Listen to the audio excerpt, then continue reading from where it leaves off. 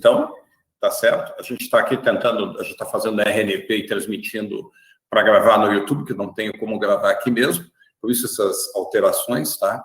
Eu vou falar a verdade que a plataforma do YouTube parece mais agradável que essa, né? Que a gente usa, que é o StreamYard. Então, a Ana é companheira nossa ali de vários anos, infelizmente a gente volta a assistir todo mundo ainda no online durante mais um período aí, tá certo? Vai poder ter se encontrado presencialmente. Então, hoje ela vai falar sobre o livro que finalmente saiu. Ela já deu um curso, então a Ana é doutora pela PUC, do Instituto Sete Sapiente, trabalha bastante tempo, vocês conhecem, também está no Instituto de São Paulo, que promoveu o Freedom Day, Instituto Freedom. Freedom, é. Uhum. Isso. Então, vocês vão... bastante conhecimento na área, eu aprendo bastante com ela, inclusive com todos. Então, eu vou deixar ela falando aqui. Tá certo? Eu vou sair daqui. Bom dia. Eu errei aqui. Peraí. Ó. Tá? Pronto, já Ana, está carregando.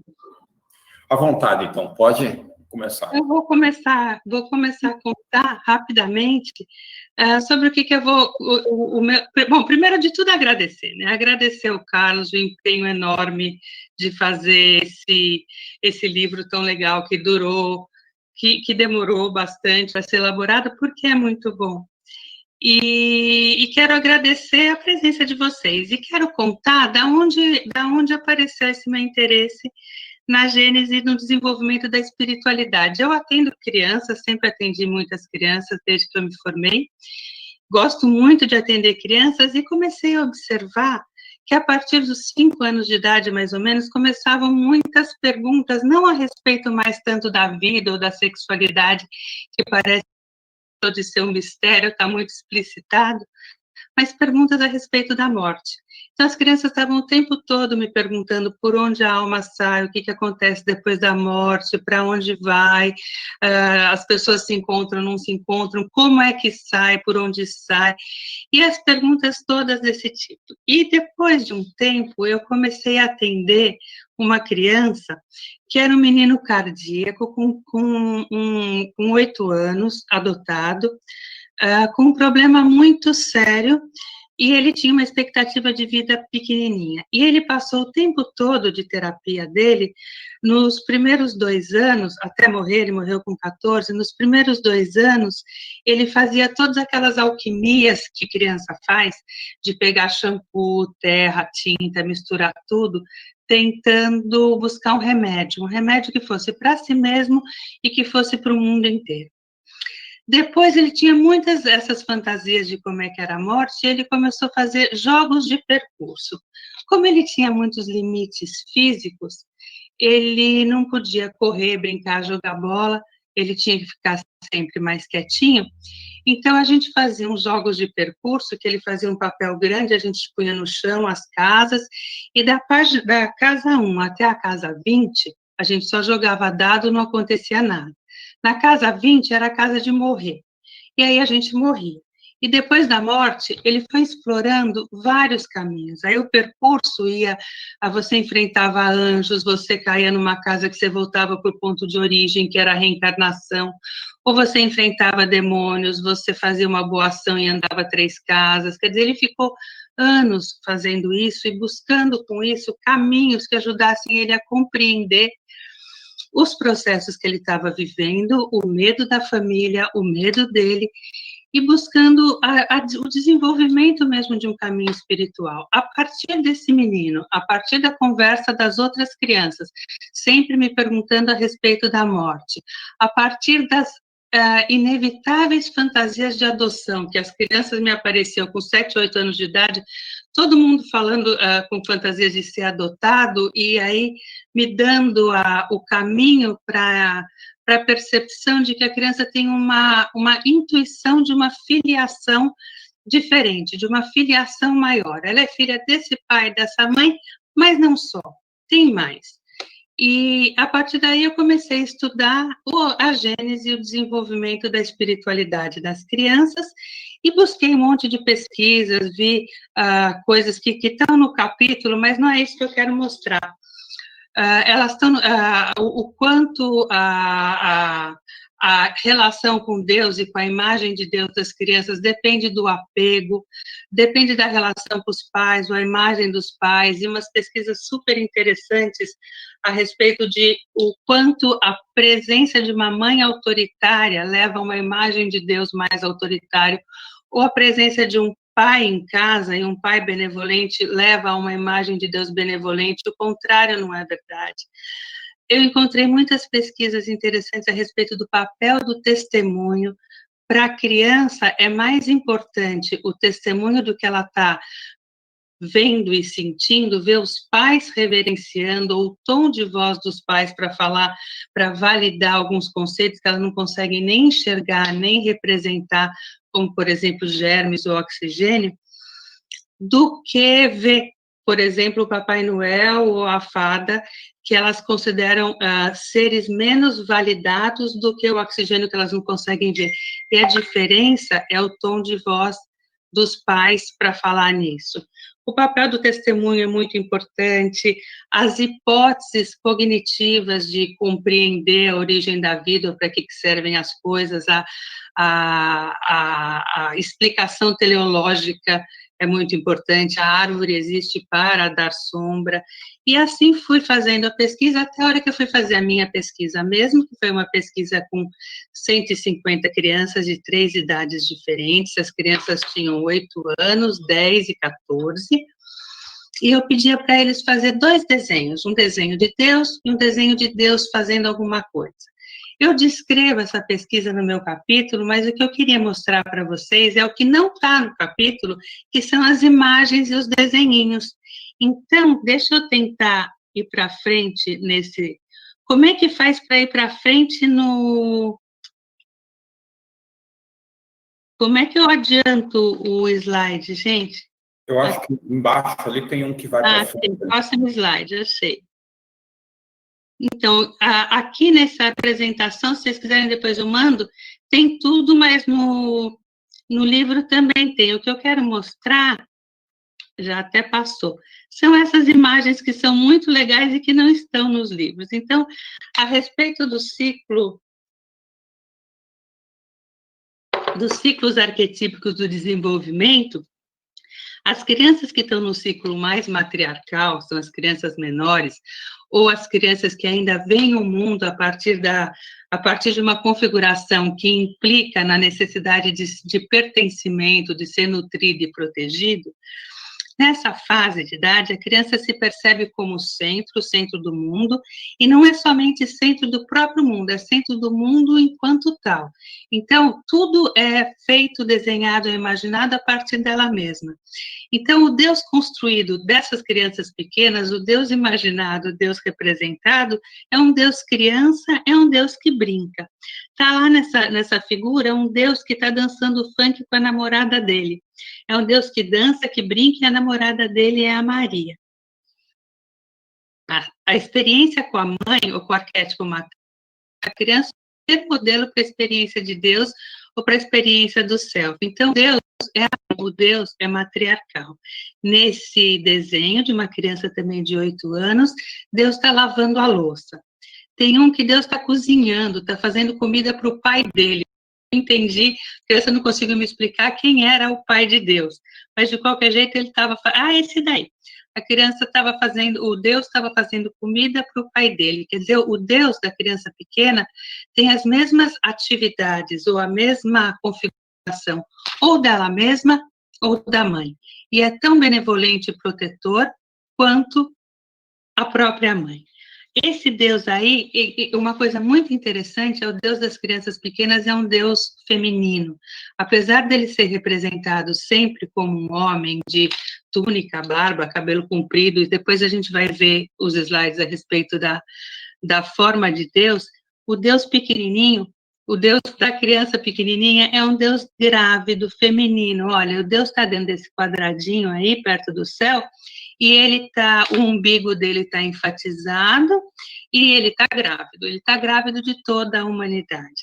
Aqui tem um Deus, um Deus pregado na cruz, aqui tem uma figurinha que era para ser o Espírito Santo, mas o Deus mesmo é essa figura com características femininas de gravidez e cuidado. e tem alguns que já tá com o bebezinho no colo. Então, o Deus da criança pequena, do ciclo matriarcal, é um Deus que brinca, um Deus que cuida.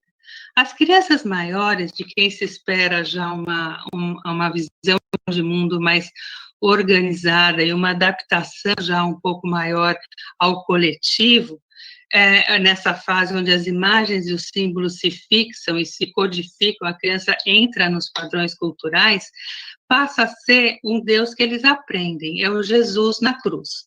Deixa eu mostrar para vocês como é que é o Deus nessa época aqui, que é o Jesus na cruz. Ele está crucificado, a criança, ele está despedaçado, e o que está escrito em cima da cruz, aquele INRI lá de Jesus Cristo, Rei dos Judeus, está escrito eu irei. Quer dizer, a criança sempre atribui a própria psicologia ao desconhecido, ao irrepresentável. Então, quando a gente pede a imagem de Deus, a gente está vendo também retratos do funcionamento da própria criança. Aqui essa criança atribui o INRI, ela coloca o português que ela aprendeu, que é eu irei. Então, o Deus está nessa fase, deixou de ser um Deus espontâneo, que brinca, que se diverte, que cuida, que cozinha, e passa a ser um Deus crucificado, ou um Deus que representa valores como ordem, disciplina, coerência, autoridade e justiça. Esse está difícil de ler, mas Deus está sentado numa escrivaninha escrevendo as leis. E ele está escrevendo que ele é o único caminho, não existe outro caminho que não seja por ele. Então, aqui Deus está baixando os estatutos da gafieira da gente. Deus está escrevendo a Bíblia. Nesse aqui, tem um Deus aqui grandão, tem uma pessoa aqui pequenininha que está assaltando alguém. Deus está mandando um raio para... não é para punir ou para eliminar o assaltante, é para proteger o assaltado, é para interromper o momento do assalto. Né? No ciclo de alteridade, onde já existe o outro, que é o que se inicia na adolescência, mas também já tem começos ao longo da vida toda, a gente percebe que o Deus já vai ganhando uma configuração um pouco mais abstrata, onde se permite a presença dos opostos, a coexistência dos opostos. Então, Deus passa a ser homem e mulher, esse aqui é branco e preto, deve ter um hermafrodita por aqui também, homem e mulher, depois mais tarde eu mostro. E nesse momento o ego deve ser capaz de olhar o outro impessoal, mas de uma forma impessoal mais distanciada e amorosa, e onde se espera que haja uma tolerância e uma aceitação do outro, um desenvolvimento que busque, que deixe o outro ser do jeito que ele é. Isso é a bênção é permitir que o outro seja, permitir amorosamente que o outro seja aquilo que ele é. Então, nesse ciclo de alteridade, Deus está de mão dada, olhando muito amorosamente, essa menininha aqui está de olhinho fechado, porque olhar direto para Deus queima, mas Deus está abençoando, o que está escrito lá embaixo é que Deus está abençoando ela e a todo mundo. E, além disso, o próximo ciclo do desenvolvimento, o ego é capaz de transcender todas as polaridades, perceber tudo como um ciclo único em permanente mutação. Deus passa a ser, para as crianças maiores, isso eu acho muito bonito, Deus desprega da cruz e passa a ser um Deus ressuscitado, um Deus grande, rezando para todos, e essa criança, por exemplo, enfatiza o todos. É um Deus que abençoa, é um Deus que está no cosmos, lá longe no cosmos, abençoando e mandando paz para o universo inteiro, para a Terra inteira. Então, essa coisa do Deus que se descola da cruz e se ressuscita e vai para o cosmos e passa a ser um Deus de bênção, eu acho que é um aspecto muito importante para a gente imaginar qual que é o significado disso para as nossas crianças. A pesquisa foram com 150 sujeitos de escola pública, isso é interessante, porque a minha primeira perspectiva de pesquisa foi fazer em escolas religiosas. Então, eu queria fazer a pesquisa em escolas católicas, em escolas protestantes, escolas judaicas, só que isso não foi possível por algumas razões. Uma é que algumas religiões não fazem escolas, e algumas religiões muito importantes não fazem escolas. e aí a pesquisa ia ficar restrita ao protestantismo, catolicismo e judaísmo. Algumas religiões não permitem a representação de Deus, então você não pode pedir para uma criança judia para desenhar Deus. O rabino me explicou que a ideia é que Deus é irrepresentável e que é um pecado o ser humano fazer fantasias a respeito da configuração da existência de Deus. Então, eu fui para a escola pública e a minha variável foi a idade das crianças. E eu pedia 2 desenhos, um de Deus e outro Deus fazendo alguma coisa. E os resultados que eu tive foram muito interessantes. Era uma pesquisa qual e quant, a parte quantitativa, um dado muito engraçado foi Deus cresce com a idade da criança. Todo mundo que trabalha com desenho de criança sabe que o desenho diminui com a idade. Quando a criança é pequena, o desenho ocupa a folha inteira, e ele vai diminuindo até ocupar, na idade adulta, 1/8 da folha, mais ou menos. Vai para metade, 1/4, depois 1/8. Se pega um desenho para qualquer um de nós, numa folha de sulfite, a gente vai desenhar um pedaço lá no meio, mais ou menos. Menos o desenho de Deus. O Deus cresce. É um conceito que cresce, que se amplia, que perde limites. Perder limites, perder configuração também é muito interessante. Agora, o crescer, o Deus cresce não só em relação ao humano, no começo, o Deus criança ou Deus matriarcal, ele é do mesmo tamanho do ser humano, do mesmo tamanho da mãe. Mais tarde, ele é imenso, maior que a Terra. Então, ele cresce em relação ao humano, mas ele cresce também literal e concretamente no tamanho da folha de papel. Deixa eu mostrar. E a perda de configuração também é muito engraçado. No começo, Deus é uma pessoa que está lá desenhada, e depois ele vai ficando enevoado, depois ele vai tendo fumaça, depois ele é só uma silhueta escondida atrás de uma luz, ele vai perdendo, então ele vai se esparramando, ele vai ocupando um espaço mais abstrato. Na folha de papel, olha, aqui Deus é esse aqui com o cajado, aqui tá, não, o cajado é o humano, o pastor, Deus está aqui do lado, no jardim. Deus adora passear no jardim para as crianças, mas eles são do mesmo tamanho para uma criança de 8 anos. Para uma criança de 10 anos, o Deus crucificado está ocupando aí mais ou menos metade da folha. Para uma criança mais velha, esse aqui ainda é de 8, 9 anos, mas já está muito maior, né?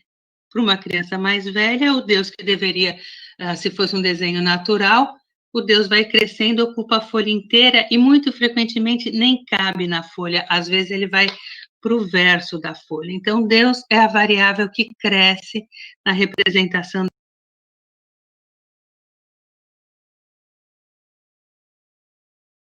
da criança. Ele cresce em relação ao tamanhinho lá no céu. Vamos ver, aqui o Deus cresce em relação ao humano e perde limite e vira silhueta, e ele é maior que a Terra inteira. Então, isso foi um resultado importante, formal, né, que Deus cresce na folha e centraliza.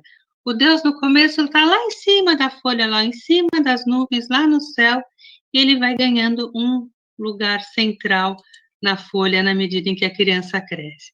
Esse ainda está lá no céu, é só a mão de Deus. Deus também vai, no começo ele é uma pessoa inteira, e depois ele vai sendo representado só pedaços, principalmente a mão, o coração e o olho. Eu vou mostrar o fenômeno inteiro. Deus centraliza, olha, a centralização do Deus de um adolescente já é o coração dele. Então, Deus vai para o meio da folha. Onde é que ele está? Em todas as idades, não tem uma diferença, na medida em que a criança vai crescendo. Deus está ou passeando aqui na superfície da Terra, ele está aqui dando um rolê, eu lembro que esse aqui estava dando um rolê no jardim, ou ele está no céu, esse aí está varrendo uma nuvem, também ele está na nuvem, está varrendo, ou ele está no cosmos. São as 3 possibilidades para todas as idades, e é interessante o Deus estar no cosmos, porque mesmo criança muito pequenininha, é capaz de colocar aqui, ó, um Deus e a Terra longe, o Deus está no cosmos também, né? Então, todas as idades desenham Deus, a localização de Deus é igual para todas as idades nessas 3 possibilidades. Ou ele está aqui na Terra, ou ele está no céu, ou ele está além do céu, no cosmos. Como é que ele aparece como fenômeno para as crianças? Ele aparece como figura humana inteira ou como figura humana parcial. Aqui está só uma silhueta, uma carinha, Deus está chorando porque esse mendigo está pedindo alguma coisa para essa mulher e essa mulher está negando. Deus aparece como fenômeno da natureza, aqui o sol, Deus é o sol. Deus aparece como a própria natureza, Deus aparece em todas as idades como objeto simbólico, aqui está o cálice com vinho, a água, a hóstia, e a criança não entende nada, ela fala que a água vai virar vinho e a hóstia vai virar pão, ela faz o contrário, mas de qualquer jeito, está aqui a hóstia, Deus aparece como objeto simbólico para a criança. Os atributos de Deus sempre é um homem de cabelos longos, barba, túnica e sandália. É muito importante para as crianças me perguntar se Deus está vestido ou não está vestido, ou por que ele está com aquela camisola. Eles não entendem, eles representam Deus com aquela camisola, mas eles vêm me perguntar por quê, e se ele tem sapato ou não, e por que ele usa sandália e não sapato. Ele tem uma ênfase sempre na cabeça, como auréola ou coroa de espinhos. Ele tem atributos metafísicos, olha, androginia, esse Deus aqui é homem e mulher, tem aqui o sinal, homem e mulher aqui no meio, e tem a fala. Ele tem asas, coisas que as pessoas não têm, para alguns muito frequentemente. Eles têm uma emanação de luz, está aqui o Deus todo borrado, é só essa luz. Ele tem uma emanação de luz mantendo a silhueta, aqui estão as pessoinhas recebendo os milagres. Ou Deus vira só uma silhueta, sem a configuração humana, e ele muito frequentemente tem partes do corpo expostas. Também tem uma força que emana de Deus, muito frequentemente, como atributo dele no desenho, e ele frequentemente está acompanhado ou representado por animais, que são cordeiro, pombo e peixe. Aqui Deus está aqui ajudando uma pescaria, aqui ele está como um pastor, e nessa aqui que está mais difícil é um pássaro.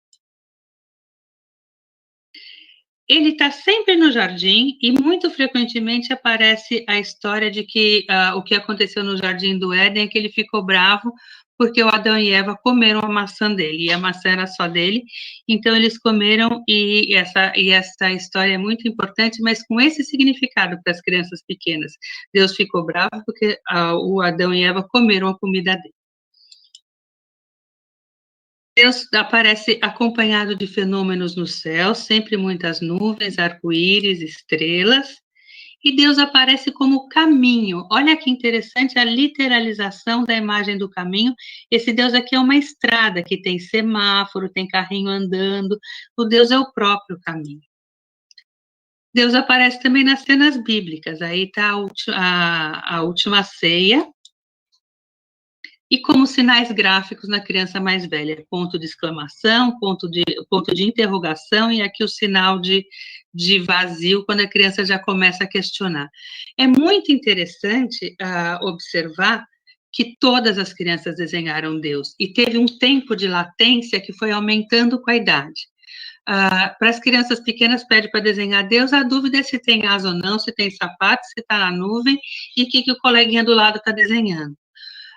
E vai aparecendo um eu sei lá, eu não sei, que vai fazendo com que o tempo de desenhar Deus aumente muito entre os 8 anos e os 10, 12, e que fique bem grande e já bem angustiante na adolescência, mas apesar disso, a minha fantasia era que os adolescentes já não mais desenhariam, mas todo mundo representa a Deus. E depois as atividades de Deus, aqui eu vou passar muito rapidamente por causa do tempo. Deus basicamente brinca, Deus cuida e protege. Em quase todas as crianças. Também ele brinca um pouco e cria, vocês vão ver. E muito, a primeira atividade de Deus é brincar. Deus está vendo televisão, Deus está andando de skate, Deus está andando de bicicleta, aqui é de moto, de bicicleta, aqui é de skate. Deus está protegendo de várias formas. Ele está cuidando, aqui está um bebê, ele está garantindo que o bebê sempre tenha comida, quer dizer, um cuidado concreto, maternal, literal, ou um cuidado um pouco mais abstrato, que é fazendo milagre, Deus está salvando, alguém está morto ou está doente aqui e ressuscitou, e Deus está abençoando, que são as 3 formas de cuidar que juntas dão a porcentagem maior, quase 70% das atividades de Deus. Então, Deus brinca uns 20%, agora uns 60%, Deus está cuidando numa dessas 3 formas, que vai ficando mais abstrato ao longo do tempo. Deus está criando um pouquinho também, poucas crianças colocam Deus criando, está aqui, está fazendo montanha, mais passarinho. Deus está organizando pouquíssimo, nem 5% das crianças, ele está mandando, ele está aqui, ele está do outro lado da folha, aqui não dá para ver direito, mas tem 3 pessoas deitadas, ele está falando, ele está dando ideia, levanta e vai fazer tal coisa, junta goiabada com queijo que é gostoso, Deus está inspirando ideias, Deus está sofrendo, está aqui chorando quando ele vê a cena de violência, e nenhum dos deuses das 150 crianças é punitivo. Deus é, no máximo, para pouquíssimas crianças organizador e para nenhuma é punitivo. Isso eu acho muito importante da gente pensar a relação que as crianças brasileiras têm com aquilo que é o maior, com aquilo que é o coletivo, com aquilo que é a natureza. É uma mãe que cuida, que protege e que nunca pune, e mais problematizável ainda, muito pouco ela organiza. O Deus não é nem normatizador, ele não baixa a lei, ele não exige a civilização, Deus resolve a situação e sofre. Deus cuida, protege, garante que a solução venha e sofre e chora quando a gente faz bobagem, mas ele não normatiza, ele não exige bom comportamento para as crianças brasileiras, ele não tem um padrão de exigência e muito menos ele pune. Para mim foi muito impressionante um Deus que não pune nenhuma das crianças. E como conclusão dessa pesquisa, o que tinha? Quer dizer, todas as crianças representaram Deus quando solicitadas, mesmo com uma angústia aumentando nessa representação. Eles são capazes de representar o irrepresentável, eles todos são capazes de intuir ou representar alguma coisa que seja maior do que o ego, maior do que o humano, que o Neumann diria a representação do eixo ego-self. Muitos mostraram estranheza, o tempo de latência aumentou, os pequenininhos desenharam Deus dentro das suas referências cotidianas, em casa, varrendo, lavando, cuidando, os médios representaram dentro de um padrão cultural, os adolescentes, um Deus que já foi se desconstruindo ao longo do tempo. A ênfase na proteção e nos cuidados de Deus em relação aos seres humanos, para mim, levou, que discute lá no capítulo também, um esvaziamento da imagem de Deus do seu lado assustador, do seu lado que exige reverência, do lado que provoca uma vertigem. Um esvaziamento do mistério. Se a imagem de Deus perde seu poder, o seu tremendo, se fica condicionada à bondade e proteção, que novo símbolo será necessário para representar a totalidade, que seria uma pesquisa posterior? Que novo símbolo traria ao mesmo tempo a benevolência e o horror? Porque o Deus para as nossas crianças e para a nossa civilização hoje está representando só uma mãe benevolente. Então foi isso, eu queria aproveitar para mostrar para vocês os desenhos, que é o que não deu para estar no capítulo, e contar um pouquinho do que está no capítulo. O capítulo tem mais as pesquisas mesmo, as pesquisas que foram aparecendo de como é que as crianças vão intuindo a imagem de Deus ao longo do seu desenvolvimento. E é isso, gente, que eu queria falar para vocês. Então, agradecemos bastante, Ana. O tempo é realmente curto, né? Porque tem várias questões que se começam, tá? Eu vou abrir aqui para as questões, para as pessoas perguntarem, e se ninguém perguntar, eu já vou perguntar alguma coisa, então que a gente tem um tempo ali que a gente começa a debater. Pessoal, vocês podem tanto abrir o microfone para perguntar, quanto colocar aqui no bate-papo público, tá certo? A primeira questão, Ana, que eu sempre vou perguntar, que você acabou de ter, que você terminou, né? A gente sabe que queria até que você falasse um pouquinho as imagens de Deus das crianças são sempre positivas, sempre proteção e cuida. E o self tem um lado construtivo, um lado destrutivo, de criação, destruição e do ciclo. Então, como é que fica isso nessas crianças? Como é que você percebeu? Será que conseguiu abordar alguma coisa? Só para você desenvolver, então, essa questão.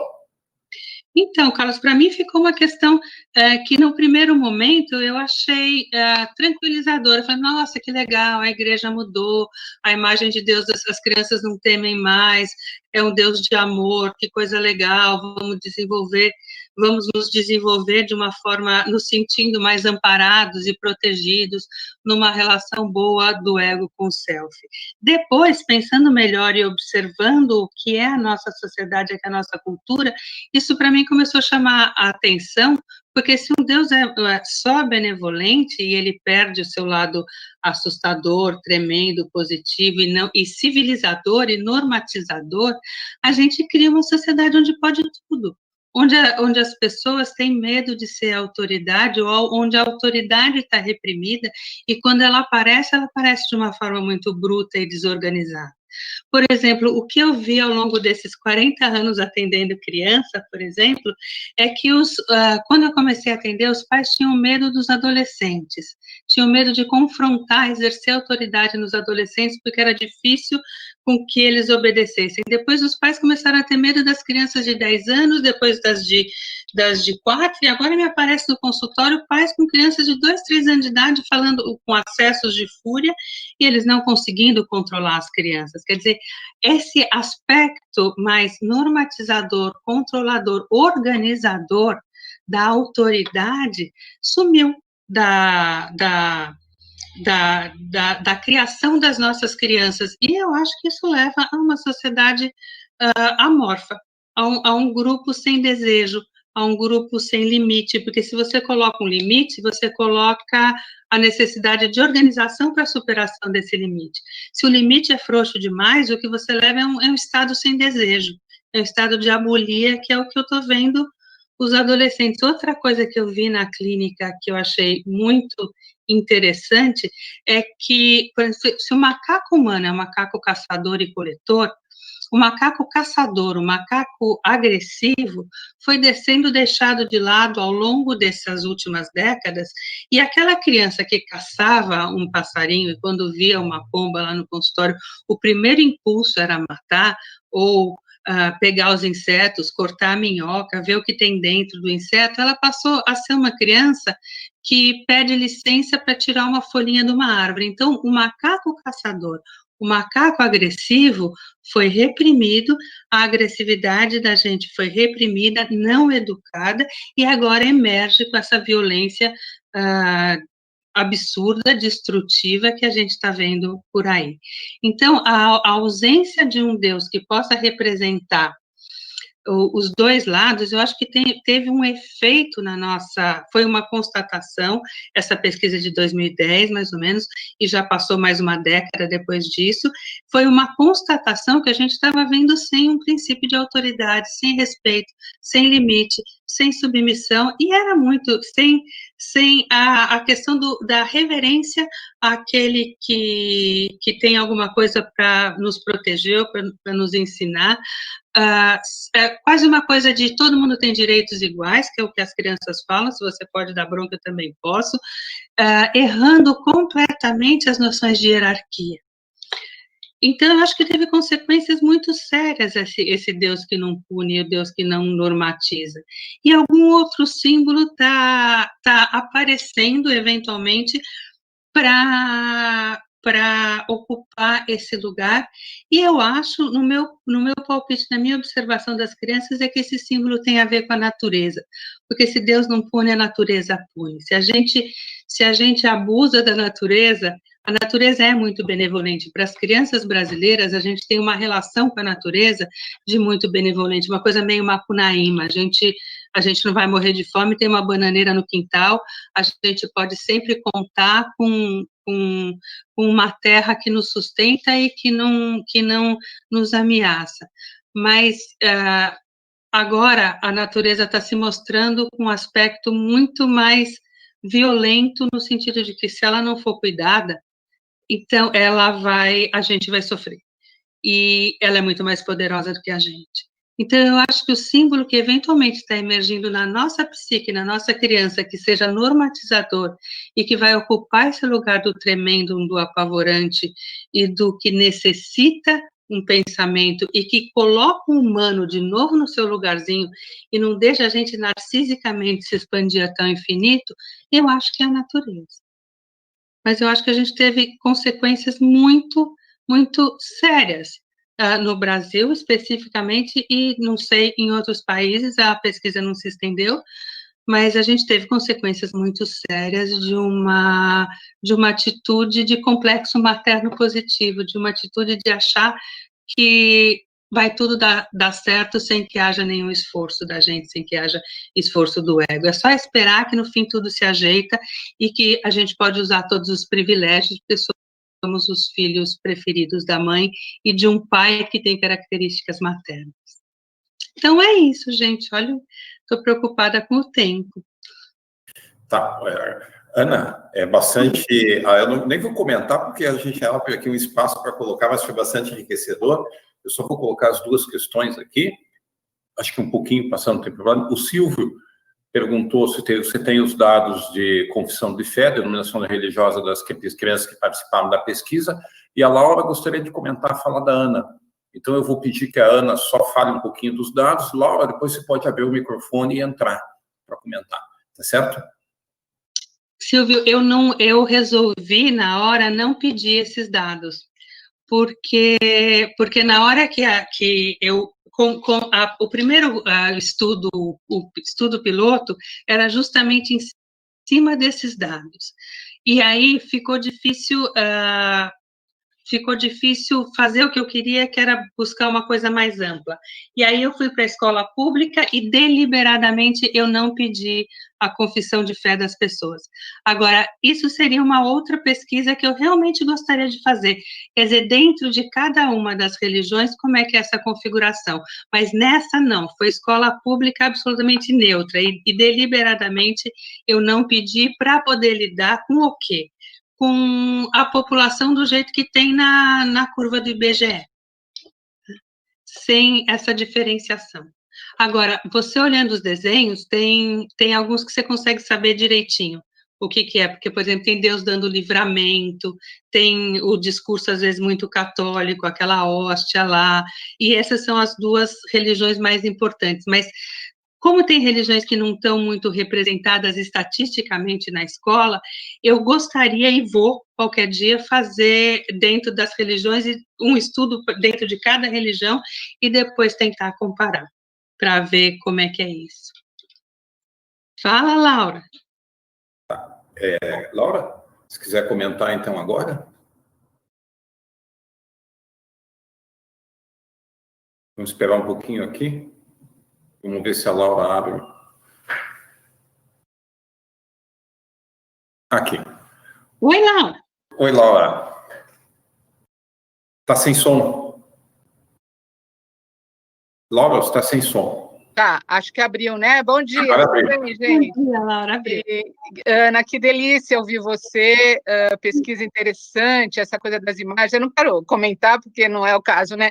Mas eu só quero compartilhar com você que eu fiquei lembrando de uma coisa que sempre me chamou a atenção na leitura do Jung sobre religião e espiritualidade, que é a questão do dogma, né? Com esse seu final, você falando do mistério, eu fiquei, porque me chama a atenção que o Jung conta lá no Memórias, que ele ficou decepcionadíssimo com o pai, né, quando ele perguntou para o pai sobre o dogma da Trindade, pediu uma explicação, e o pai falou, não, isso é o dogma, não tem explicação, ele era adolescente, né, e ele ficou muito decepcionado com o pai, e eu acho até que isso abriu, ele deixa isso nas entrelinhas, para toda uma pesquisa que ele fez ao longo da vida sobre religião, religiosidade, né, espiritualidade.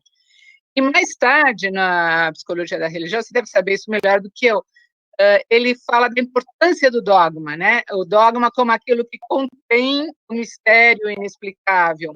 Então, essa pesquisa, além da beleza das imagens e da seriedade da pesquisa e da perspectiva de desenvolvimento, que eu acho importante nesse caso, né? Porque tem tudo a ver, me tocou nesse tema que já me me diz faz tempo. Não sei se você concorda, essa coisa do dogma e do mistério. Agora, o que você falou agora, por último, da natureza, talvez não sei qual, mas uma reação com a natureza e o mistério, né? Acho que é muito legal. Não sei, é isso que me... Eu recomendo assim, porque uma das coisas mais que me interessavam, eu acho que quase que foi o segundo aspecto que me interessava mais nessa pesquisa, era o desenvolvimento cognitivo, como é que a criança representa o irrepresentável. Por exemplo, eu fui numa escola aqui em São Paulo, uma escola de classe alta, para perguntar se eu podia fazer a pesquisa lá. E a escola me mostrou que tem um dos preconceitos que hoje se tem é em relação à religião. Eu não poderia pedir para a criança para desenhar Deus naquela escola, porque os pais não iam autorizar. As crianças eu poderia pedir para elas desenharem sexo ou liberdade, qualquer outro conceito abstrato, mas Deus não. E eu só queria Deus, porque eu queria a representação do irrepresentável. Eu queria aquilo para além do dogma, eu queria saber como é que o mistério aparece configurado. Então, para mim, foi muito interessante e importante exatamente isso, Laura, da imagem de Deus perdendo o contorno na medida que ela chega perto do mistério. Então, tem Deus tomando banho, lógico, as crianças são bonitinhas e elas colocam isso dentro da possibilidade psíquica delas, mas aí Deus está tomando banho cheio de vapores, porque ele não pode ser visto, ou Deus é pontilhado, ou Deus está no verso da folha, porque ele não está no mesmo plano, ou as crianças querem outra folha de sulfite para grudar na folha, para representar que Deus não está no mesmo lugar. Então, é muito legal essa representação, a aflição.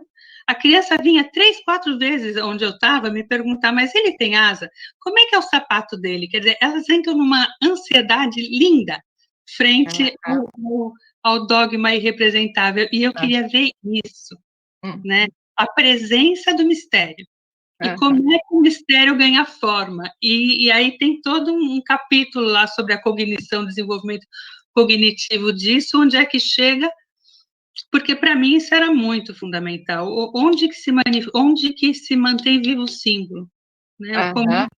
Então, eu acho que isso é muito importante mesmo. Obrigada. Obrigada a vocês, gente. Muito bom estar aqui. Muito bom estar nesse livro. Então, gente, está muito bom também